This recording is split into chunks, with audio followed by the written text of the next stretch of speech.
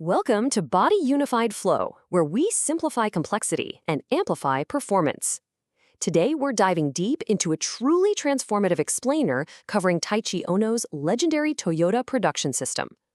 We are specifically zeroing in on Part 5, the evolution of waste elimination.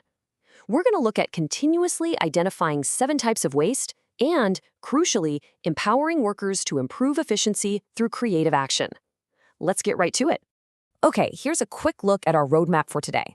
We'll start by setting up our core objectives, then break down the famous 7 types of waste. After that, we'll explore just-in-time and Kanban, dive into automation, which is basically giving machines a human touch, and finally wrap up with how to empower worker action before hitting our summary. So, Section 1, Introduction and Objectives. Let's set the stage for lean manufacturing. By the end of this explainer, you're going to have a rock-solid grasp on a few key things. We want you to really understand the absolute elimination of waste and be able to spot the 7 distinct types of waste hiding right in plain sight. We'll also make sure you grasp the twin pillars of the system, just-in-time and automation. And maybe most importantly, you'll learn exactly how empowering your workers is the real secret engine driving ultimate efficiency. Now, this visual right here, it brilliantly illustrates Ohno's core philosophy. When people asked Taiichi Ohno what Toyota was actually doing to improve, his answer was just stunningly simple. He said they basically just look at the timeline from the exact moment a customer places an order, all the way to the point they collect the cash. And the whole goal? Shrinking that timeline by ruthlessly removing all the non-value-added wastes. It's not about some high-tech miracle. It is literally just about compressing time. All right, moving into Section 2, the 7 types of waste. Let's do a complete analysis of inefficiency. Ohno had a really fascinating, almost mathematical way of looking at this. He defines true efficiency with a simple formula. Your present capacity is just your actual work plus your waste. That's it. So true efficiency only happens when we drive that waste down to absolute zero, which then pushes the real value-added work up to 100%. Think about it. If we produce only what's actually needed, we suddenly expose all this hidden excess capacity. And once we can see it, we can actually use it purposefully. Okay, so what exactly is this waste we're hunting for?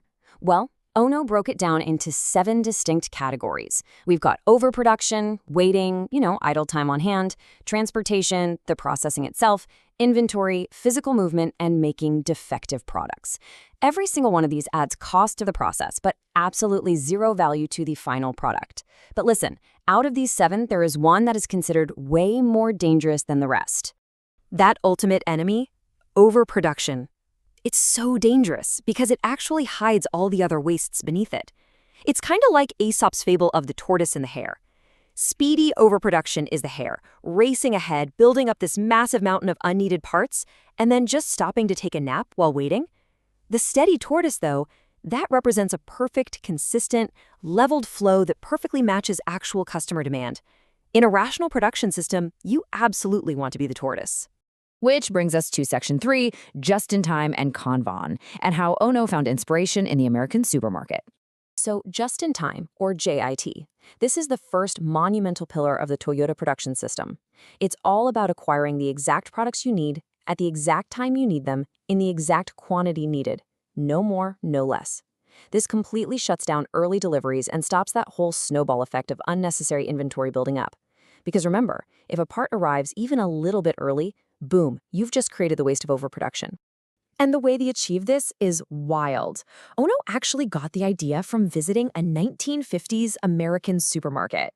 He saw how customers pull only what they need, and the store restocks only what was taken. To replicate this on the factory floor, they created Kanban, a visual tag system. It's essentially the autonomic nervous system of the factory.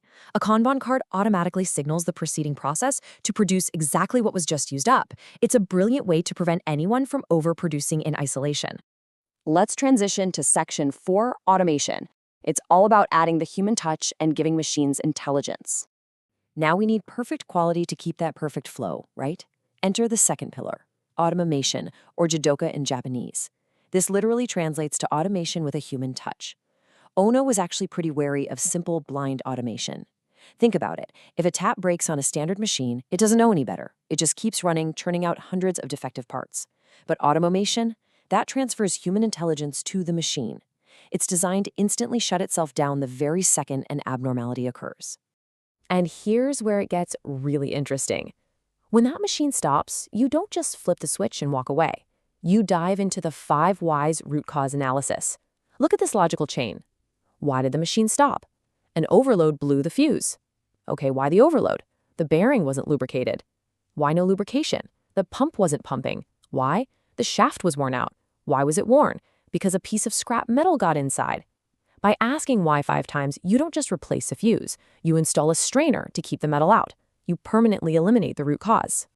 All right, moving into Section 5, Empowering Worker Action.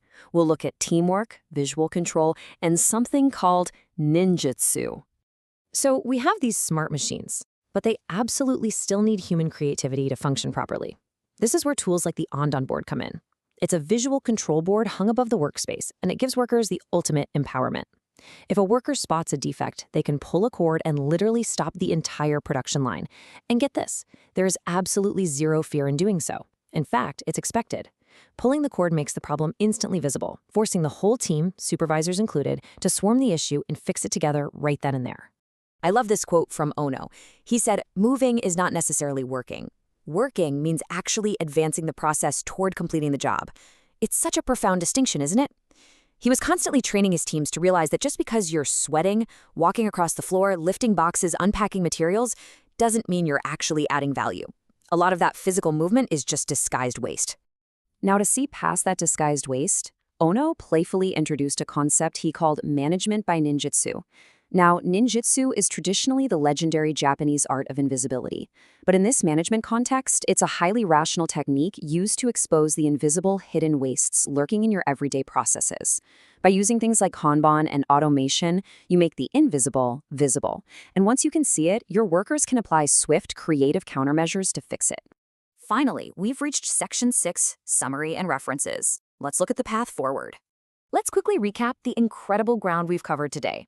We've learned that true efficiency fundamentally equals cost reduction through total, absolute waste elimination. We know we have to visually expose those 7 wastes, keeping a really close eye on the trap of overproduction. We established that just-in-time and automation basically act as the factory's nervous system. And above all else, we saw how absolutely crucial it is to empower your workers to stop the line, ask why, and creatively improve the flow. As we wrap up, I want to leave you with this powerful visualization. Imagine your inventory is a river, and the inefficiencies in your system are the sharp rocks hidden at the bottom. If you suddenly lowered the water level of your inventory today, what hidden rocks of waste would be exposed in your own processes, just waiting for you to eliminate them? It's something to really think about. The concepts we explore today are drawn directly from Taiichi Ohno's definitive book, Toyota Production System, Beyond Large-Scale Production. Thank you so much for joining us at Bodhi Unified Flow for this explainer. Keep identifying those hidden rocks, keep empowering your teams, and keep amplifying your performance. We'll catch you next time.